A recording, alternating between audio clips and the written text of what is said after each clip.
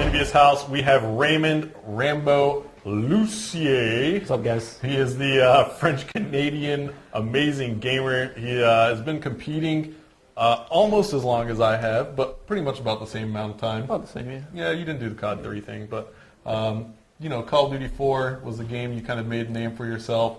Won a national championship in 2009 against me in the championship match, which sucked.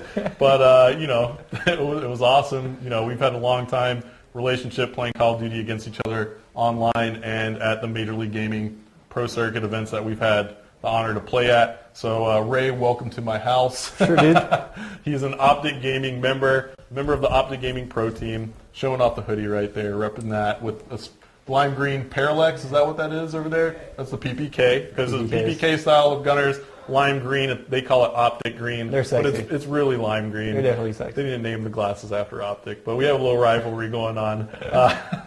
So Ray, welcome to the house, man. It's awesome. What do you think about being here so far? It's crazy, dude. The house is huge. I would dream to live in one of these, to be honest. It's really pretty insane. We've been here for a couple of years, but this is the first time we've actually opened up the house to you guys out there. So remember, over the course of the weekend, we're not just doing player interviews. We're going to be gaming a ton. We'll take you guys for tours of the house. You'll probably get to come out on our back deck and barbecue with us. This is what this is all about. We're doing a local, small, closed, private LAN inside our house. And that's, again, what I say, where LANing started, where competitive gaming started. It's just people having fun with it, getting together. It's all about fun, man. Yeah, that's exactly what it's all about. So we're having a good time. Rambo, we'll go ahead and kick off some questions. Sure. What do you think about Modern Warfare 3 so far? Actually, I'm going to say competitively wise, like if I'm going to say as a general aspect, I actually prefer Modern Warfare 3 to Black Ops. I think Black Ops is a great game in all for sure, but I think really the big problem was spectator-wise, it wasn't that fun to watch because of the whole FAMAS wars type thing. Everyone using the same type of equipment and guns, and it was just kind of like repetitive no matter who you watched. I think Modern Warfare 3 brought back a bit of the role phase to where you can kind of like refer a player as an objective player, a player as a slayer, and it's just better as a viewer experience to have that type of play. And Search and Destroy is incredibly fun to play in Modern Warfare 3. For sure. Yeah, to be honest, you know, when Modern Warfare 3 came out, you know, we get so attached to each game every year, sure, you know, when playing it competitively as professional players. And, you know, by the end of the game, you're like, oh, man, you know, I'm looking forward to this new one, but then it comes out and you're like, I don't know. But Modern Warfare 3 has grown on me so much. It really has. Yeah. Over the past month, I've been playing and watching it more, watching our pro team scrim, you know, jumping into the lobbies with them, watching you guys scrim, watching OpTic. You know, a lot of the other pro teams out there, shout out to them. You got Leverage, Fear, all those guys. Just all the rest of the pro players out there. FaZe still has a team now. There's just a lot going on with all those different pro teams, and all those guys are starting to stream more, and they're accessible. You guys can watch them, you know, live online now. You can watch professional players play. About 3 years ago, wasn't the case. I was like the only guy streaming, or there may be 2 or 3 pro players streaming. Now everybody does, so it's pretty amazing stuff. There's a lot more content out there, for sure. Yeah, how are you feeling about your team, actually? So, you know, here, you guys have your whole squad here. Yeah. The TeamEnVyUs team is actually going to be missing JCap and Proofy. Proofy has the flu. He had a flight, and he couldn't make it because he got sick, and JCap had a family trip that he was already taking, so he couldn't make it here. But we have Sharp and Stainville filling in for them on the TeamEnVyUs Pro team. But the OpTic Pro team is actually going to be here in full force, and that's Merc, Scumpy, Big Timer, and Rambo, who's sitting right next to me. Why don't you talk a little bit about your teammates and how the team's looking so far?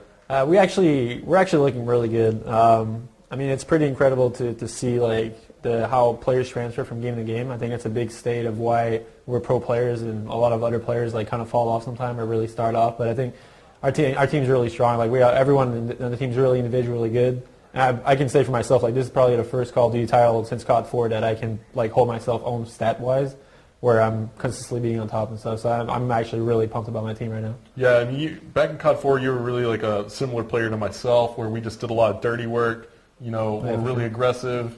And it was really hard to post, you know, top scores like that because you're doing a lot of dirty work and communicating for your team. Exactly. I think a lot of people don't realize that there are some crucial parts of your game that you might not be the biggest slayer. You might not have the highest amount of kills, or, you know, you might not have the best kill-death ratio, but you're doing a lot for your team that helps them win a game. And I think it's that's something that amateur players out there, you know, aspiring competitors, if you want to come out and compete at events and participate and try to become a professional Call of Duty player, you have to realize that it's not just about your kills and deaths. It's really about how well you can communicate, and doing some dirty work every now and then to achieve an objective in the game. So sure. It's really the stat. The stats, like, that's the first thing you'll see as a player. Like, that's the end of that outline, I guess.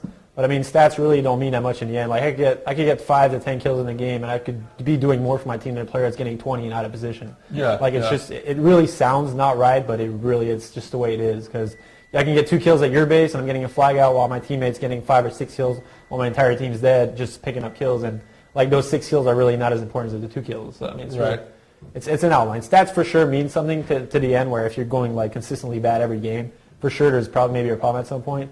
But I mean, people have to look at obviously like the leadership players can bring, the communication players can bring. There's a lot more to it that people don't necessarily see when they're watching players play. Yeah, you're exactly right. And if you guys hear the beeping in the background, yeah, that is our microwave. It's awesome. I'm having such a good time with this because we can be really serious about Call of Duty, but at the end of the day, the camera that's looking over our living room over there is on our refrigerator, so you will see the refrigerator door. We did it on purpose. We want you guys to see, how we're doing this LAN event. We're having a good time with it. So yeah, the refrigerator door opens on the webcam on the stream, and you can see who's hungry. And then you also hear an occasional microwave or you'll hear me screaming and playing, or some Connect dance off going on in the background. So welcome to our house again. It's awesome. But yeah, Rambo. Let's go ahead and open up some questions from the stream here for you. Anybody out there who's in our chat, we're watching live. That's why I have this massive laptop in my lap. And you guys are welcome to ask Rambo some questions. We're going to go ahead and tune in here. Rambo, who is the most accomplished player in your opinion? In my opinion? That's such a good question. That's a really hard question. It's a tough question, but there's a lot of players. Give us three. Give us three of your most accomplished players all right. over the years. This is total? Years? Yeah. If we're counting pretty much everything, I'll probably have to go with the COD 4 longevity players, where a big timer probably won the most out of like tournaments. Stain's probably up there as well for being up there for a long time. And in third place, it's kind of hard. There's a lot of like players players that weren't there. Like Merc wasn't there in COD 4, but he's won even Black Ops and Warfare 2. He won like a crap ton of tournaments. Yeah. And it's really hard to pick a player in third place.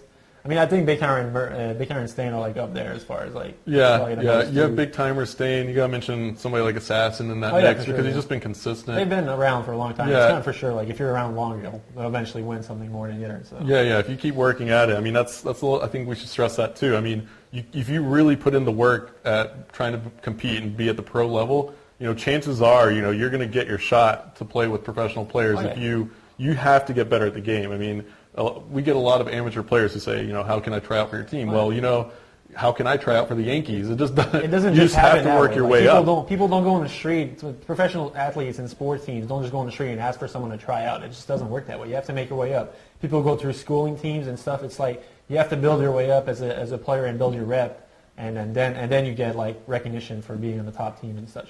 So on and so forth. Yeah. All right. So here might have some more questions here. Let's see here. So many people in the chat. Do you have any tips? Whoa, going too fast. What does that say? I was just there. Here, let's get down here. No, not going to answer those. We need some good questions about the game. Oh, how do you make your way up? How about that one? How do you make your way up? That's a good follow-up. If I'm going to I'm going to take myself as far as what I might, because I came out of nowhere in COD 4 mainly. I played game battles for a long time. That's a great way to start as far as getting knowledge about the game and playing in a competitive environment. As far as getting known, you really have to win something. There's really no other way of going right about it. You have to play in tournaments. You have to consistently enter. You got to put yourself out there. If you're really going out there and just scrimming for trying to get I see a lot of people complain about not being able to scrim pro teams. Well, it's like in any sport out there. The pro teams want to play the best teams so they can get better themselves. They're not just going to go out there and play like anybody that just asks them. It's just, for sure some of the AM teams are really good. I'm not going to say that because we've got beat by some AM teams. But it's just that as a pro team, you want to play the best competition out there. So I say 3 steps. Is 1, putting yourself out there, playing as many tournaments as you can.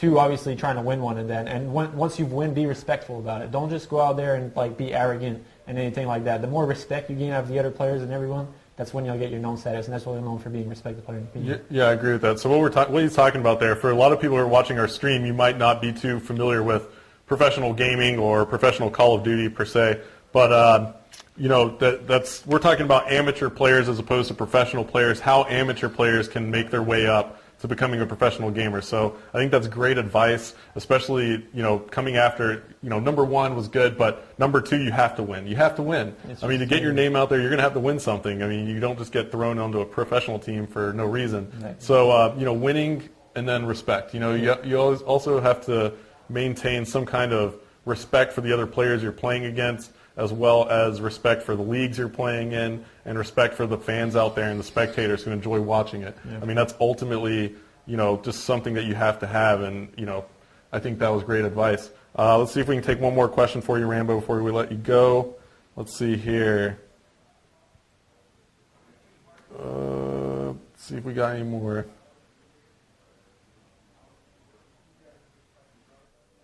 In your opinion, let's go ahead and ask it.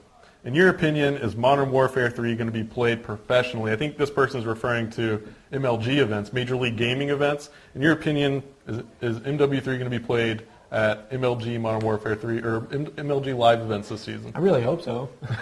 I mean, for sure. Like, people have to realize in the outline, there's a lot of talk going on about like Modern Warfare 3, and like there's so many things they could do as far as MLG, but you have to look at it from their perspective.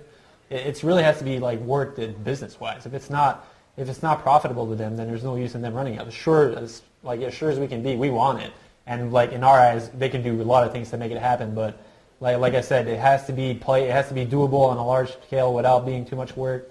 And if it's not, then it's just not going to happen for NLG. I really hope we have some like the house right here, LAN. Like maybe we could have some of these LANs here and there, like the home story cup they have for StarCraft, the LAN centers they have for Halo. They had the TLN, and then.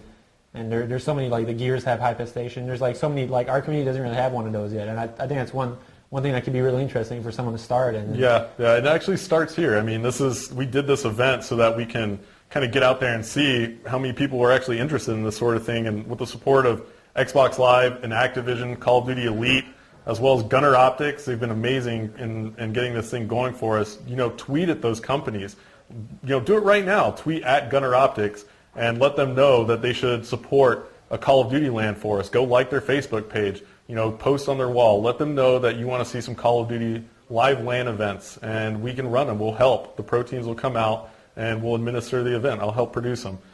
So that's what this is all about. Let them know that you'd like to see it. Well, that's probably about it, Rambo. I'm not going to keep you too much longer on the stream. So Rambo will be jumping on to play a little bit later tonight, starting at 11 p.m. Eastern, so make sure you tune into that. Thanks for joining me. For sure, dude. I'll see you in a little bit. For sure. All right, guys. We'll bring on another professional player here, and that's going to be our man, Brandon Sharp Rogers. So Sharp will be coming up next. We'll see you soon.